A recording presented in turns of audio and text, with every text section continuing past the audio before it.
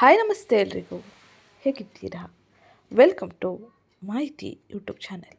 ಮಾಹಿತಿ ಯೂಟ್ಯೂಬ್ ಚಾನಲ್ನ ಮತ್ತೊಂದು ವಿಡಿಯೋಗೆ ಸ್ವಾಗತ.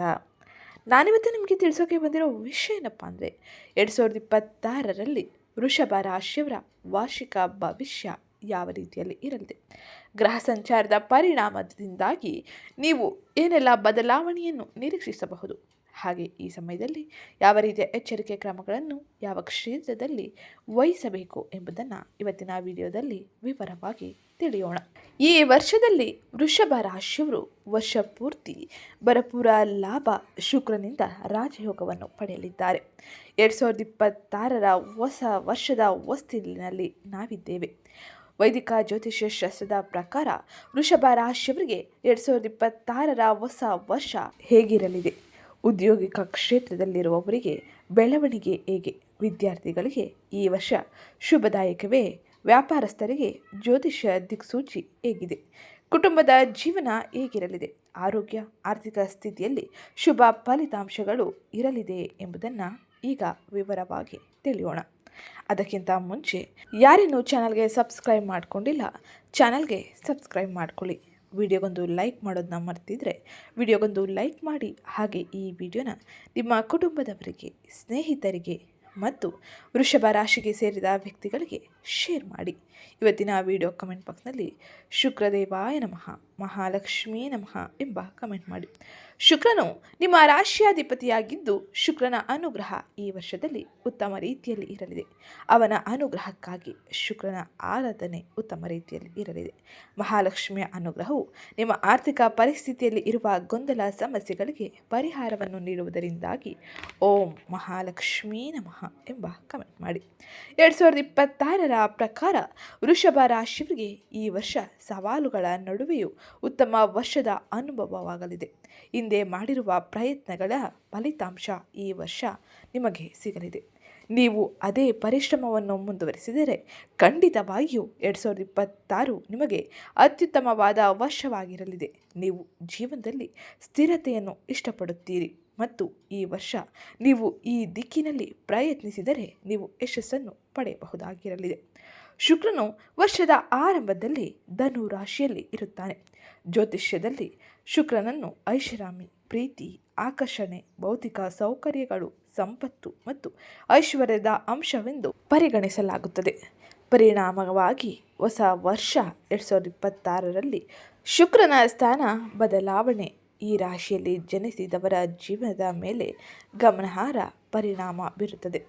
ಗ್ರಹಗಳ ಸ್ಥಾನದಲ್ಲಿ ಸಂಬಂಧಿಸಿದಂತೆ ಶನಿಯು ಮೀನ ರಾಶಿಯಲ್ಲಿ, ರಾಹು ಕುಂಭ ಮತ್ತು ಮಕರ ರಾಶಿಯಲ್ಲಿ, ಹಾಗೆ ಕೇತು ಸಿಂಹ ಮತ್ತು ಕರ್ಕಾಟಕ ರಾಶಿಯಲ್ಲಿ ಇರುತ್ತಾರೆ. ಇದಲ್ಲದೆ ದೇವತೆಗಳ ಗುರುವು ವರ್ಷದ ಮಧ್ಯದಲ್ಲಿ ಕರ್ಕಾಟಕ ರಾಶಿಯಲ್ಲಿ ವಾಸಿಸುತ್ತಾನೆ. ಹಂಸ ರಾಜಯೋಗದ ಸೃಷ್ಟಿಯನ್ನು ಮಾಡಲಿದ್ದಾನೆ. ಇದಲ್ಲದೆ ಹೊಸ ವರ್ಷದಲ್ಲಿ ಗುರುವು ಗತಿಕ ವೇಗದಲ್ಲಿ ಚಲಿಸುತ್ತಾನೆ. ಮಿಥುನ, ಸಿಂಹ ಮತ್ತು ಕರ್ಕಾಟಕ ರಾಶಿಯನ್ನು ಆಕ್ರಮಿಸುತ್ತಾನೆ. ಇದಲ್ಲದೆ ಮಂಗಳ, ಬುಧ, ಸೂರ್ಯ, ಶುಕ್ರ ಮತ್ತು ಚಂದ್ರರು ಒಂದು ನಿರ್ದಿಷ್ಟ ಅವಧಿಯ ನಂತರ ರಾಶಿಯನ್ನು ಬದಲಾಯಿಸುತ್ತಲೇ ಇರುತ್ತಾರೆ. ಇದು ಈ ರಾಶಿಯಲ್ಲಿ ಜನಿಸಿದವರ ಜೀವನದ ಮೇಲೆ ಸ್ವಲ್ಪ ಪರಿಣಾಮ ಬೀರುತ್ತದೆ. ಒಟ್ಟಾರೆಯಾಗಿ 2026ರ ಹೊಸ ವರ್ಷ ಸಂಪೂರ್ಣ ಬೆಂಬಲ ದೊರಕಲಿದೆ. ಇನ್ನು ಈ ಸಮಯದಲ್ಲಿ ಆರ್ಥಿಕ ಪರಿಸ್ಥಿತಿಯು ವೃಷಭ ರಾಶಿಯವರಿಗೆ ಏನೆಲ್ಲ ಬದಲಾವಣೆಯನ್ನು ತರಲಿದೆ, ಆರ್ಥಿಕ ವ್ಯವಹಾರಗಳು ಯಾವ ರೀತಿಯಲ್ಲಿ ನಡೆಯಲಿದೆ ಎಂಬುದನ್ನು ತಿಳಿಯೋಣ. ಹೊಸ ವರ್ಷದಲ್ಲಿ ವೃಷಭ ರಾಶಿಯವರಿಗೆ ಬಲವಾದ ಆರ್ಥಿಕ ಪರಿಸ್ಥಿತಿ ಇರಲಿದೆ. ಮಿಥುನ ರಾಶಿಯಲ್ಲಿ ಗುರುವಿನ ಸ್ಥಾನವು ನಿಮ್ಮ ಆರ್ಥಿಕ ಮನೆಯಲ್ಲಿ ಇರಲಿದೆ. ಪರಿಣಾಮವಾಗಿ ಆರ್ಥಿಕ ಪರಿಸ್ಥಿತಿ ಬಲವಾಗಬಹುದು. ಅನೇಕ ಹೊಸ ಆದಾಯದ ಮೂಲಗಳು ತೆರೆದುಕೊಳ್ಳುತ್ತದೆ. ನೀವು ವಿವಿಧ ವಿಧಾನಗಳು ಹಾಗೆ ಸಂವಹನ ಶೈಲಿಗಳು ಹಾಗೆ ಇತರ ಮಾರ್ಗಗಳ ಮೂಲಕ ಹಣವನ್ನು ಗಳಿಸಬಹುದು. ಇದು ಹೆಚ್ಚಿನ ಸಂತೋಷ ಮತ್ತು ಸಮೃದ್ಧಿಯನ್ನು ತರುತ್ತದೆ.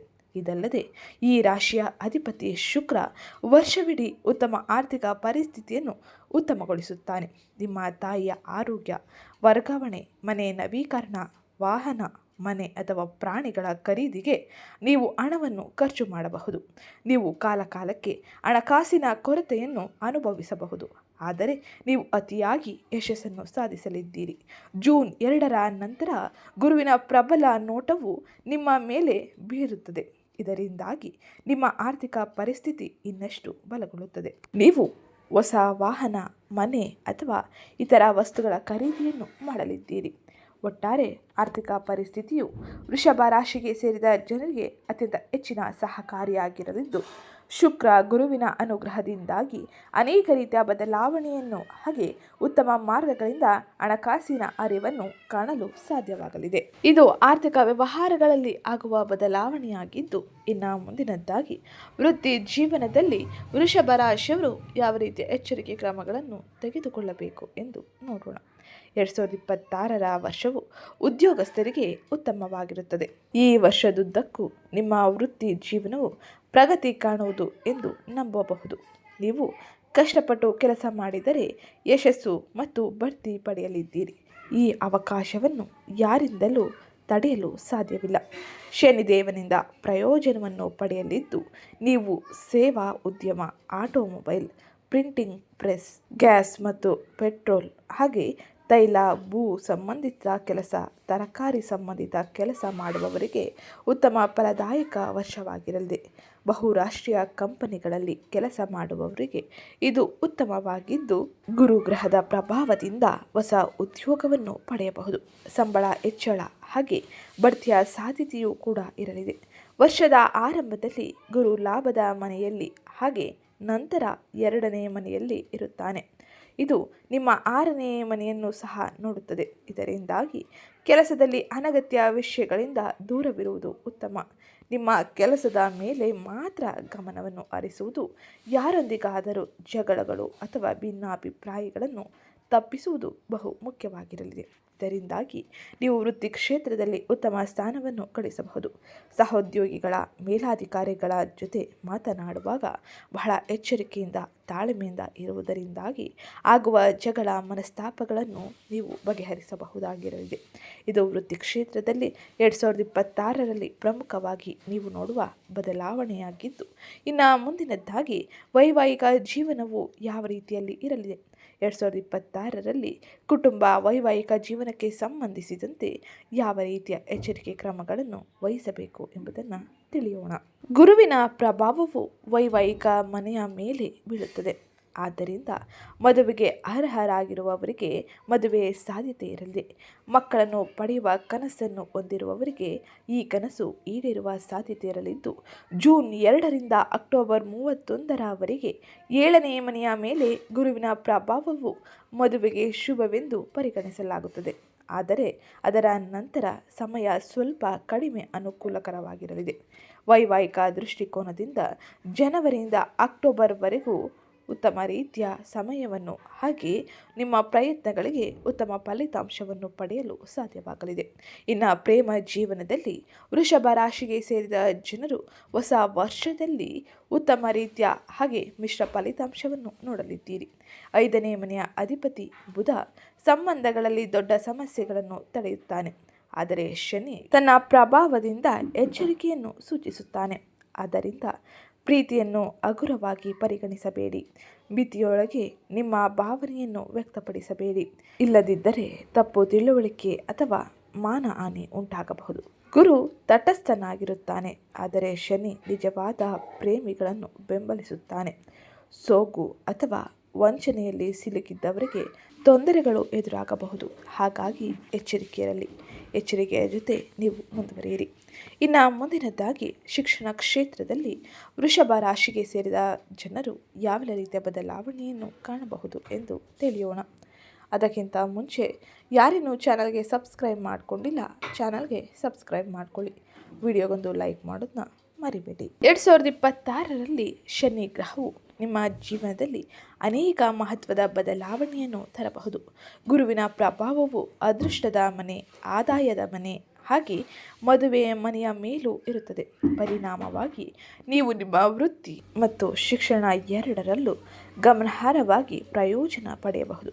ವಿದೇಶದಲ್ಲಿ ಅಧ್ಯಯನ ಮಾಡುವ ನಿಮ್ಮ ಕನಸು ನನಸಾಗಬಹುದು. ನಿಮ್ಮ ಗಮನಾರ್ಹ ವಿದ್ಯಾರ್ಥಿ ವೇತನವನ್ನು ಸಹ ಪಡೆಯಬಹುದಾಗಿರಲಿದೆ. ಜೂನ್ 2ರಿಂದ ಅಕ್ಟೋಬರ್ 31ರವರೆಗೂ ಈ ರಾಶಿಚಕ್ರ ಚಿಹ್ನೆಯ ಲಾಭದ ಮನೆ 8ನೇ ಮನೆಯ ಅಧಿಪತಿ ಗುರು 3ನೇ ಮನೆಯಲ್ಲಿ ಉನ್ನತ ಸ್ಥಾನದಲ್ಲಿ ಇರುತ್ತದೆ. ಇದರ ಪರಿಣಾಮವಾಗಿ ನೀವು ಉತ್ತಮ ರೀತಿಯ ಶಿಕ್ಷಣವನ್ನು ಪಡೆಯಲು ಅವಕಾಶಗಳು ಸಿಗಲಿದೆ. ಸಂಶೋಧನೆ, ಕಾನೂನು, ಪ್ರವಾಸೋದ್ಯಮ ಮತ್ತು ಇತರ ಕ್ಷೇತ್ರಗಳಲ್ಲಿ ಶಿಕ್ಷಣವನ್ನು ಪಡೆಯುವವರಿಗೆ ನಿಮ್ಮ ಕನಸು ಈಡೇರಲಿದೆ. ಹಾಗೆ ಈ ಹೊಸ ವರ್ಷದಲ್ಲಿ ಶಿಕ್ಷಣ ಕ್ಷೇತ್ರದಲ್ಲಿ ಗಮನಾರ್ಹ ಪ್ರಯೋಜನವನ್ನು ವೃಷಭ ರಾಶಿಗೆ ಸೇರಿದ ಜನರು ಪಡೆಯಲಿದ್ದಾರೆ. ಇದು 2026ರಲ್ಲಿ ಪ್ರಮುಖವಾಗಿ ನಿಮ್ಮ ಜೀವನದಲ್ಲಿ ಆಗುವ ಬದಲಾವಣೆಯಾಗಿದ್ದು, ಇನ್ನು ಮುಂದಿನದ್ದಾಗಿ ಆರೋಗ್ಯ ಪರಿಸ್ಥಿತಿ ಯಾವ ರೀತಿಯಲ್ಲಿ ಇರಲಿದೆ, ಆರೋಗ್ಯಕ್ಕಾಗಿ ಯಾವ ರೀತಿಯ ಎಚ್ಚರಿಕೆ ಕ್ರಮಗಳನ್ನು ತೆಗೆದುಕೊಳ್ಳಬೇಕು ಎಂದು ನೋಡೋಣ. ಆರೋಗ್ಯದ ದೃಷ್ಟಿಕೋನದಿಂದ ಈ ವರ್ಷ ನಿಮ್ಮ ಒಟ್ಟಾರೆ ಆರೋಗ್ಯಕ್ಕೆ ಅನುಕೂಲಕರವಾಗಿರಲಿದೆ. ಜೂನ್ 2ರವರೆಗೆ 2ನೇ ಮನೆಯಲ್ಲಿ ಗುರುವಿನ ಸಂಚಾರವು ನಿಮ್ಮ ದೈಹಿಕ ಶಕ್ತಿ ಮತ್ತು ರೋಗ ನಿರೋಧಕ ಶಕ್ತಿಯನ್ನು ಬಲಪಡಿಸುತ್ತದೆ. ಜೂನ್ 2ರಿಂದ ಅಕ್ಟೋಬರ್ 31ರವರೆಗೂ ಗುರು 3ನೇ ಮನೆಯಲ್ಲಿ ತನ್ನ ಸಂಚಾರವನ್ನು ಮಾಡುವ ಕಾರಣದಿಂದಾಗಿ ಈ ಸ್ಥಾನವು ಗಮನಾರ್ಹ ಪ್ರಯೋಜನಗಳನ್ನು ತರಲಿದೆ. ಉಚ್ಚ ಮನೆಯ ಅಧಿಪತಿಯಾಗಿ ಅದರ ಸ್ಥಾನವು ಯಾವುದೇ ನಕಾರಾತ್ಮಕ ಪರಿಣಾಮವನ್ನು ಬೀರುವುದಿಲ್ಲ. ನೀವು ನಿಯಮಿತ ಯೋಗ, ಧ್ಯಾನ, ಲಘು ವ್ಯಾಯಾಮವನ್ನು ಮುಂದುವರಿಸಿದರೆ ನಿಮ್ಮ ಆರೋಗ್ಯವು ವರ್ಷವಿಡೀ ಸಮತೋಲನದಿಂದ ಇರಲಿದೆ. 2026ರಲ್ಲಿ ವೃಷಭ ರಾಶಿಯವರಿಗೆ ಒಟ್ಟಾರೆಯಾಗಿ ಸಂತೋಷ, ಸಂಪತ್ತು, ಮಕ್ಕಳ ಭಾಗ್ಯ ಸೇರಿದಂತೆ ಪ್ರತಿಯೊಂದು ಆಸೆಗಳು ಈಡೇರಲಿದೆ. ಸೂರ್ಯದೇವನೊಂದಿಗೆ ರಾಮ, ಕೃಷ್ಣ ಮತ್ತು ಚಂದ್ರನನ್ನು ಪೂಜಿಸುವುದರಿಂದಾಗಿ ವಿಶೇಷ ಪ್ರಯೋಜನವನ್ನು ನೀವು ಪಡೆಯಲಿದ್ದೀರಿ. ಶಿವನನ್ನು ಪೂಜಿಸುವುದು ಅದೃಷ್ಟವನ್ನು ತರಲಿದೆ. ಈಗ ನಾವು ನೋಡೋಣ, ವೃಷಭ ರಾಶಿಯವರು 2026ರ ವರ್ಷದಲ್ಲಿ ನಿಮ್ಮ ಜೀವನದಲ್ಲಿ ಪ್ರಮುಖವಾಗಿ ಯಾವೆಲ್ಲ ರೀತಿಯ ಬದಲಾವಣೆ ಇರಲಿದೆ. ನಿಮ್ಮ ಸಾಮಾನ್ಯ ಪ್ರಶ್ನೆಗಳಿಗೆ ಈಗ ನೋಡೋಣ ಉತ್ತರ. 2026 ವೃಷಭ ರಾಶಿಯವರಿಗೆ ಒಳ್ಳೆಯ ವರ್ಷವೇ ಎಂಬ ಮೊದಲನೇ ಪ್ರಶ್ನೆಗೆ ಹೌದು. 2026 ವೃಷಭ ರಾಶಿಗೆ ವಿಶೇಷವಾಗಿ ಕೆರಿಯರ್ ಮತ್ತು ಆರ್ಥಿಕ ವಿಷಯಗಳಲ್ಲಿ ಒಂದು ಅದ್ಭುತವಾದ ವರ್ಷವಾಗಿರಲಿದೆ. ಯೋಗಕಾರಕನಾದ ಶನಿ ಲಾಭದ ಸ್ಥಾನದಲ್ಲಿ ಅಂದರೆ 11ನೇ ಮನೆಯಲ್ಲಿ ಇರಲಿದ್ದಾನೆ. ಇನ್ನು ರಾಹು ಕೆರಿಯರ್ ಸ್ಥಾನವಾದ 10ನೇ ಮನೆಯಲ್ಲಿ ಇರುವುದರಿಂದಾಗಿ ಇದು ಯಶಸ್ಸು, ಹಠ ಮತ್ತು ಆರ್ಥಿಕ ಲಾಭಗಳಿಗೆ ಶಕ್ತಿಶಾಲಿಯಾದ ಸಂಯೋಜನೆಯಾಗಿರಲಿದೆ.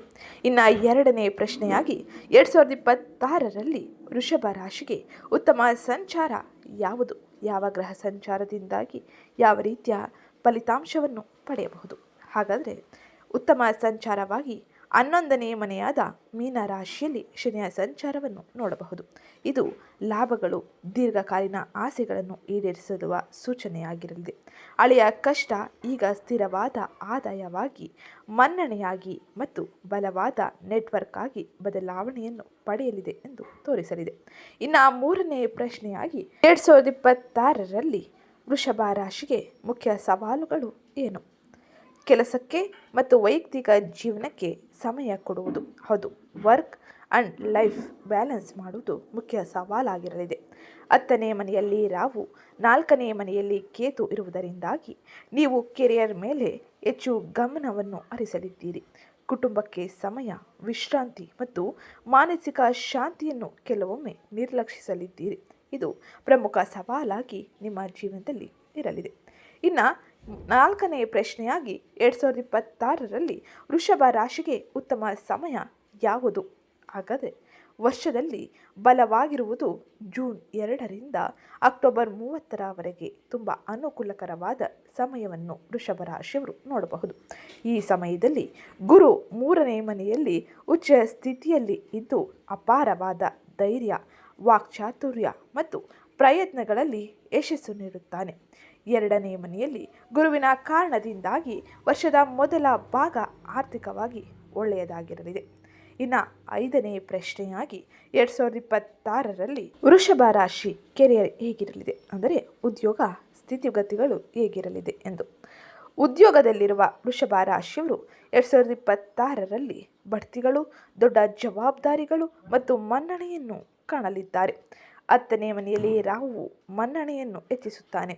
11ನೇ ಮನೆಯಲ್ಲಿ ಶನಿ ಕಷ್ಟವನ್ನು ಲಾಭವಾಗಿ ಬದಲಾಯಿಸುತ್ತಾನೆ. ಆದರೆ ನೀವು ಒತ್ತಡವನ್ನು ತಡೆದುಕೊಳ್ಳಬೇಕು, ರಾಜಕೀಯದಿಂದ ದೂರವಿರಬೇಕು. ಹಾಗೆ ನಿಮ್ಮ ಕೀರ್ತಿಯನ್ನು ಕಾಪಾಡಿಕೊಳ್ಳಲು ಕುಜನ ಸಂಚಾರದ ಸಮಯದಲ್ಲಿ ಜಾಗರೂಕರಾಗಿರಬೇಕು. ಹಾಗಾದರೆ ಕುಜನ ಸಂಚಾರ ಯಾವಾಗ ಯಾವ ರೀತಿಯಲ್ಲಿ ಇರಲಿದೆ ಎಂದು ತಿಳಿಬೇಕಂದ್ರೆ ನೀವು ಪ್ರತಿದಿನ ನಾವು ಹಾಕೋ ಅಪ್ಡೇಟ್ಗಳು ಅಂದರೆ ಪ್ರತಿ ತಿಂಗಳ ಮಾಸ ಭವಿಷ್ಯವನ್ನು ನಾನು ಈ ಚಾನಲ್ನಲ್ಲಿ ಅಪ್ಲೋಡ್ ಮಾಡ್ತಾ ಇರ್ತೀನಿ. ಅದನ್ನು ಗಮನಿಸಿ ಕುಜನ ಸಂಚಾರದ ಸಮಯದಲ್ಲಿ ಎಚ್ಚರಿಕೆಯನ್ನು ವಹಿಸಿ. ಇನ್ನು ಮುಂದಿನ ಪ್ರಶ್ನೆಯಾಗಿ 2026ರಲ್ಲಿ ವೃಷಭ ರಾಶಿ ವ್ಯಾಪಾರಿಗಳಿಗೆ ಮತ್ತು ಸ್ವ ಉದ್ಯೋಗಿಗಳಿಗೆ ಹೇಗಿರಲಿದೆ? ವ್ಯಾಪಾರ ಮಾಲೀಕರು ಮತ್ತು ಸ್ವ ಉದ್ಯೋಗದಲ್ಲಿರುವವರಿಗೆ 2026 ವಿಸ್ತರಣೆ, ರೀಬ್ರ್ಯಾಂಡಿಂಗ್ ಮತ್ತು ಹೊಸ ಮಾರುಕಟ್ಟೆಗಳಿಗೆ ಪ್ರವೇಶಿಸಲು ಬಳಸಿಕೊಳ್ಳಬಹುದು.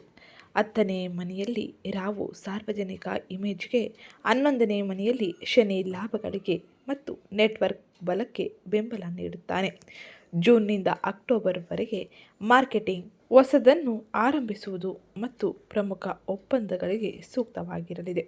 ಇನ್ನು ಮುಂದಿನ ಪ್ರಶ್ನೆಯಾಗಿ 2026 ವೃಷಭ ರಾಶಿ ವಿದ್ಯಾರ್ಥಿಗಳಿಗೆ ಮತ್ತು ಸ್ಪರ್ಧಾತ್ಮಕ ಪರೀಕ್ಷೆಗಳಿಗೆ ಒಳ್ಳೆಯ ವರ್ಷವೇ? ಹೌದು. ವಿಶೇಷವಾಗಿ ಜೂನ್ 2ರಿಂದ ಅಕ್ಟೋಬರ್ 30ರವರೆಗೂ 3ನೇ ಮನೆಯಲ್ಲಿ ಉಚ್ಚ ಗುರು ಏಕಾಗ್ರತೆ, ಧೈರ್ಯ ಮತ್ತು ಕಾರ್ಯಕ್ಷಮತೆಗೆ ಬೆಂಬಲ ನೀಡುತ್ತಾನೆ. 5ನೇ ಮನೆ ಚೆನ್ನಾಗಿದೆ ಮತ್ತು ರಾಹು 10ನೇ ಮನೆಯಲ್ಲಿ ಇರುವುದು ಕೆರಿಯರ್ ಆಧಾರಿತ ಪರೀಕ್ಷೆಗಳಿಗೆ ಕಷ್ಟಪಟ್ಟು ಓದಲು ನಿಮ್ಮನ್ನು ಪ್ರೇರೇಪಿಸುತ್ತದೆ. 4ನೇ ಮನೆಯಲ್ಲಿ ಕೇತು ಇರುವ ಕಾರಣ ಕೇವಲ ಮನೆಯಲ್ಲಿ ಅಲ್ಲ, ಶಿಸ್ತಿನಿಂದ ಹೊರಗಡೆ ಓದುವುದು ಒಳ್ಳೆಯದು. ಇನ್ನು ಮುಂದಿನ ಪ್ರಶ್ನೆಯಾಗಿ 2026ರಲ್ಲಿ ವೃಷಭ ರಾಶಿಯವರು ಏನನ್ನು ತಪ್ಪಿಸಬೇಕು, ಅಂದರೆ ಯಾವ ಕೆಲಸವನ್ನು ಮಾಡಬಾರದು ಎಂದು. ವಿಶ್ರಾಂತಿ ಇಲ್ಲದೆ ಅತಿಯಾಗಿ ಕೆಲಸ ಮಾಡಬಾರದು. ಆರೋಗ್ಯವನ್ನು ನಿರ್ಲಕ್ಷಿಸುವುದು, ಕುಟುಂಬವನ್ನು ಕಡೆಗಣಿಸುವುದು ಮತ್ತು ತ್ವರಿತ ಯಶಸ್ಸಿಗಾಗಿ ಅನೈತಿಕ ಅಡ್ಡದಾರಿಗಳನ್ನು ತುಳಿಯುವುದನ್ನು ತಪ್ಪಿಸಿ.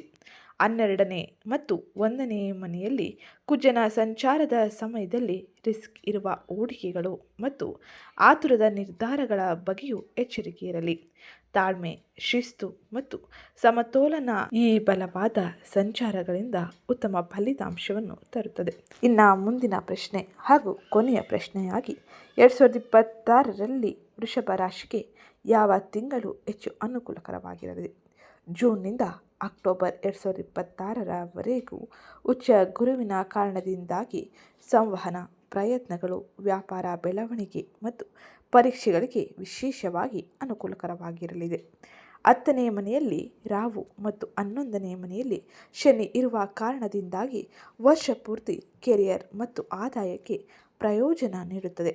2ನೇ ಮನೆಯಲ್ಲಿ ಗುರುವಿನ ಕಾರಣದಿಂದಾಗಿ ಮೊದಲ ಕೆಲವು ತಿಂಗಳುಗಳಲ್ಲಿ ಹೆಚ್ಚುವರಿ ಆದಾಯವನ್ನು ಬೆಂಬಲಿಸುತ್ತಾರೆ. ಈ ಎಲ್ಲ ಸಾಮಾನ್ಯ ಪ್ರಶ್ನೆಗಳಿಗೆ ನಿಮಗೆ ಉತ್ತರ ಸಿಕ್ಕಿದೆ ಅಂತ ಅಂದ್ಕೊಂಡು ಇವತ್ತಿನ ವಿಡಿಯೋನ ನಾನು ಮುಗಿಸ್ತಾ ಇದ್ದೀನಿ. ಹಾಗೆ ಈ ವರ್ಷದಲ್ಲಿ ನೀವು ಏನನ್ನು ಮಾಡಬೇಕು, ಏನನ್ನು ಮಾಡಬಾರದು ಎಂಬುದನ್ನು ನೋಡೋಣ. ಮಾಡಬೇಕಾದದ್ದು ಧೈರ್ಯವಾದ ವೃತ್ತಿಪರ ಹೆಜ್ಜೆಗಳನ್ನು ಇಡಿ. ಉಳಿತಾಯ ಮಾಡಿ ಕುಟುಂಬಕ್ಕೆ ಸಮಯ ಕೊಡಿ. ಹಾಗೆ ಆರೋಗ್ಯ, ವಿಶೇಷವಾಗಿ ಬೆನ್ನು ನೋವು ಮತ್ತು ನಿದ್ರಾಹೀನದ ಸಮಸ್ಯೆಗಳನ್ನು ನಿರ್ಲಕ್ಷಿಸಬೇಡಿ.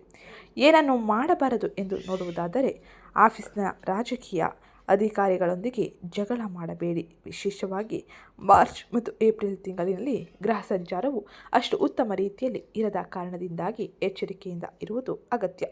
ಹಾಗೆ ಮುಂದಿನದ್ದಾಗಿ ಬೇಗನೆ ಹಣ ಮಾಡಬೇಕೆಂಬ ಆಸೆಯಿಂದ ರಿಸ್ಕ್ ಇರುವ ಸ್ಕೀಮ್ಗಳಲ್ಲಿ ಹಣ ಹಾಕಬೇಡಿ. ಇದು ನಿಮಗೆ ಅಪಾಯವನ್ನು ಉಂಟು ಮಾಡಲಿದೆ. ಇದು ಇವತ್ತಿನ ವಿಡಿಯೋ ಆಗಿತ್ತು. ವಿಡಿಯೋ ಇಷ್ಟ ಆಗಿದ್ದಲ್ಲಿ ವಿಡಿಯೋಗೊಂದು ಲೈಕ್ ಮಾಡಿ, ಚಾನಲ್ಗೆ ಸಬ್ಸ್ಕ್ರೈಬ್ ಮಾಡ್ಕೊಳ್ಳೋದನ್ನ ಮರಿಬೇಡಿ. ಹಾಗೆ ಈ ಸಮಯದಲ್ಲಿ ಶನಿಯ ಅನುಗ್ರಹವನ್ನು ಪಡೆಯಲು ಕಾರ್ಮಿಕರಿಗೆ ಆಹಾರ, ಉದ್ದು ಹಾಗೆ ಎಳ್ಳು, ಕಂಬಳಿ ಅಥವಾ ಪಾದರಕ್ಷೆಯನ್ನು ದಾನ ಮಾಡಿ. ಹಾಗೆ ರಾಹುವಿನ ಮತ್ತು ಕೇತುವಿನ ಶಾಂತಿಗಾಗಿ ಓಂ ಗಂ ಗಣಪತಿಯೇ ನಮಃ ಎಂಬ ಮಂತ್ರವನ್ನು 11 ಅಥವಾ 21 ಬಾರಿ ಜಪಿಸಿ. ಗಣೇಶನ ಆರಾಧನೆಯ ಜೊತೆಗೆ ದುರ್ಗಾದೇವಿಯ ಪೂಜೆಯನ್ನು ಮಾಡುವುದು.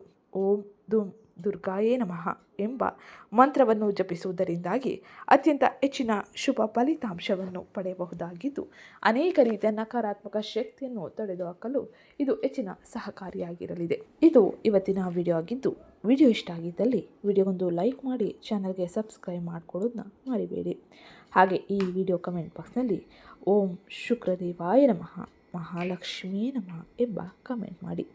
ಇದರ ಜೊತೆಗೆ ಇವತ್ತಿನ ವಿಡಿಯೋನ ನಿಮ್ಮ ಕುಟುಂಬದವರಿಗೆ, ಸ್ನೇಹಿತರಿಗೆ ಮತ್ತು ವೃಷಭ ರಾಶಿಗೆ ಸೇರಿದ ವ್ಯಕ್ತಿಗಳಿಗೆ ಶೇರ್ ಮಾಡಿ ಮಾಹಿತಿನ ತಿಳಿಸ್ಕೊಡಿ. ಸಿಗ್ತೀನಿ ನೆಕ್ಸ್ಟ್ ವಿಡಿಯೋದಲ್ಲಿ.